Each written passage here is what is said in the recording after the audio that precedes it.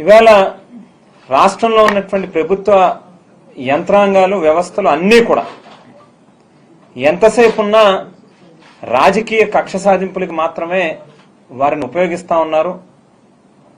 ఎక్కడా కూడా ప్రజల యొక్క బాగోగుల్ని మాత్రం పర్యవేక్షిస్తా ఉన్నటువంటి పరిస్థితి కానీ దాని మీద దృష్టి కేంద్రీకరిస్తా ఉన్నటువంటి పరిస్థితి కానీ కనిపించట్లేదు.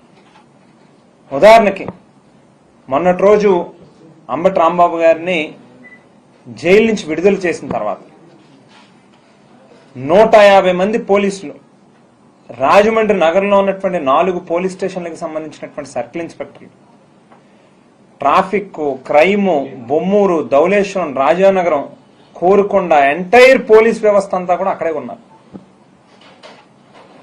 ఆయనని ప్రశాంతంగా చాలా శాంతియుత వాతావరణంలో ఆయన జైలు నుంచి బయటకు వచ్చాడు. ఆయన ఇంటికి వెళ్ళిపోవడానికి తప్పితే వేరొక ఇష్యూ ఏమీ లేదు అని చెప్పినప్పటికీ కూడా వినకుండా ఆయనని అడ్డగించి 150 మంది పోలీసుని ఇంటి చుట్టూ చుట్టుముట్టారు.